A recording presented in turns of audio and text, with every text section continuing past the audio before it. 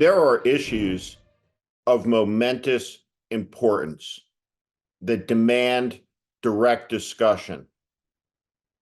We must talk about these things constantly. The next year will decide the next 20 or even longer. This next year will lay out a choice for the American people that is elemental, foundational. Shall we continue on as being a free nation, steeped in liberty, grounded in a philosophy of Americanism? What is Americanism? At its core, it is a philosophy of tolerance. And it is a philosophy that holds that the human being does not derive their liberties from government, from the whim of a king, a general, an emperor, a Congress, a parliament, or any earthly entity. Americanism holds that there is a creator, a higher power beyond the reach of man. And it is from that place that freedom springs, that these freedoms are God-given, and they include life, liberty, and the pursuit of happiness. This is inherent in our national purpose because those words are at the foundation of a Declaration of Independence that marks a profound reach in human events, in human history.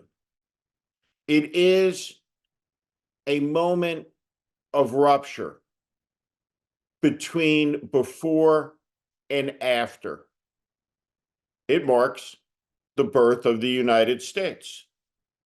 The story of America has fundamentally been a struggle between ideals and hypocrisy. The words have never been lived, and at some level are not so today. Martin Luther King talked about what's possible in his final prophetic speech in Memphis, Tennessee, at the edge of his martyrdom.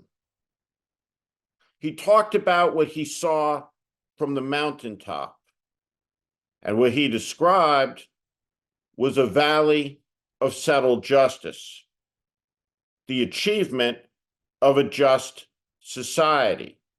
The American story over time has come to include the extension of freedom to all people.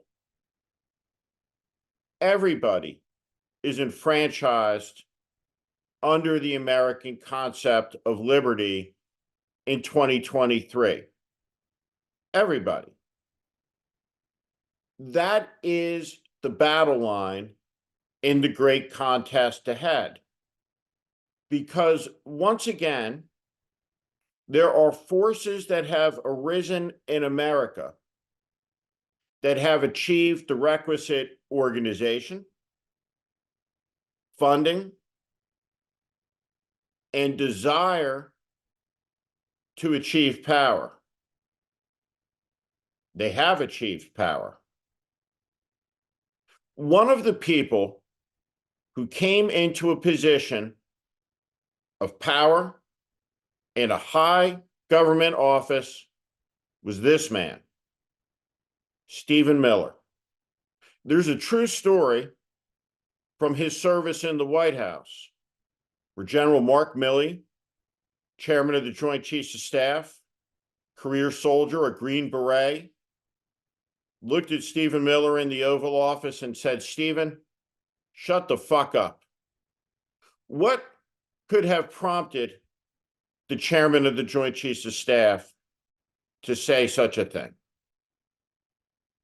Perhaps it was the occasion of Stephen Miller suggesting that the United States military attack boatloads of migrants at sea in international waters, killing them, disposing of them before they reached American shores and became America's problem. This act of murder would have been carried out in the name of us, the American people, and our government by the people, for the people, of the people. There is a plan that is being talked about openly around Donald Trump, and it calls for the deployment of an overwhelming percentage of the armed forces of the United States to be deployed to America's southern border with Mexico. This border is one of the most prosperous trading transit points in all of human history. Over $1 trillion worth of goods flow back and forth every year between two friendly nations who have significant problems between them. One, because of the flow of guns from America to Mexico, and the flow of drugs from Mexico to America. There is a significant problem at the Mexican border, and that problem must be addressed. David Frum, the brilliant commentator and writer at the Atlantic magazine, made a point that must be understood.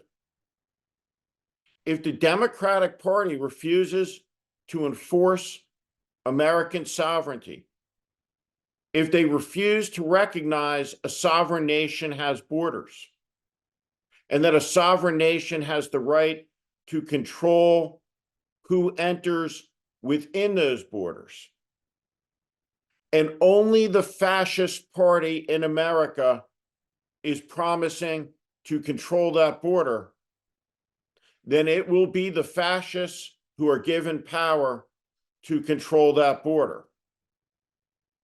But controlling the border does not mean militarizing the border. It does not give license, or should not, to an idea that would put hundreds of thousands of American soldiers in combat gear onto American soil to enforce the border and do the job of customs and border services and border patrol agencies. It is not a proper use of the United States military at all. It is not what the United States military is trained to do. It will encourage America's opponents, like China and Russia, because it will drain America's ability to protect America's interests across the globe, which is the job of the United States military.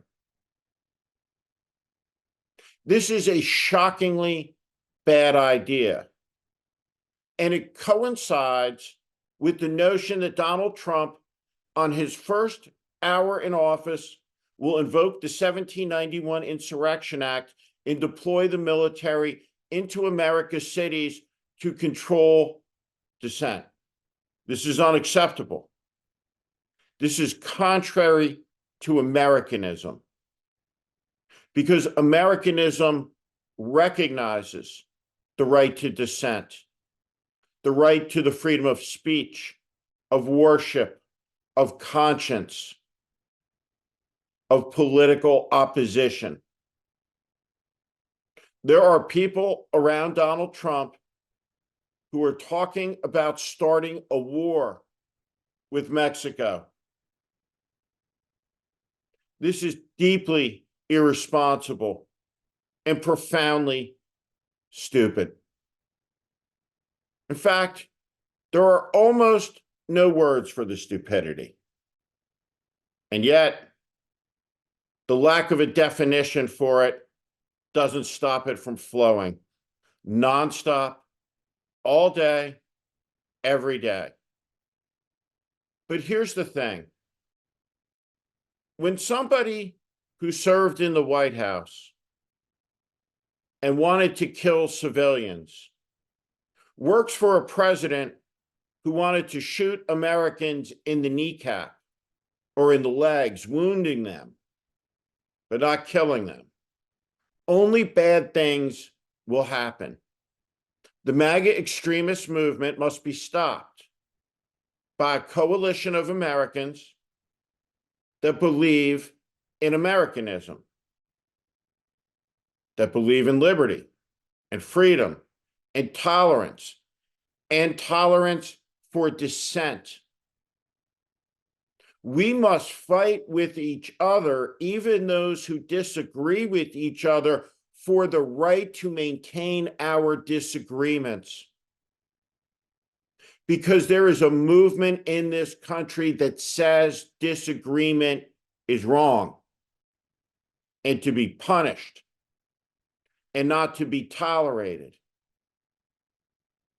That politics is about the repetition of dogmas imposed from above, not about a channel for freedom to bubble up from below.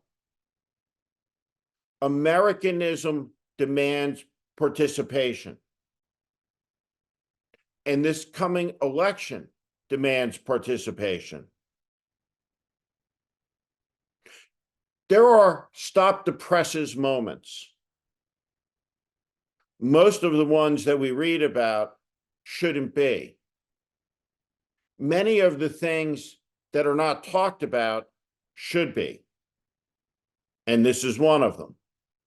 When Donald Trump and MAGA loons talk about sending hundreds of thousands of America's airmen, Marines, soldiers, and sailors to the Mexican border, it's madness. There's been war talk before regarding Mexico. In the 19-teens, in the 1840s and 1850s. What the United States needs with Mexico is a spirit of cooperation to be able to fight the cartels and to stop the flow of immigration at Mexico's southern border, not America's southern border. The United States needs engagement with South America and Central America, not war. This is all madness, and we have less than a year to prevent it from becoming government policy.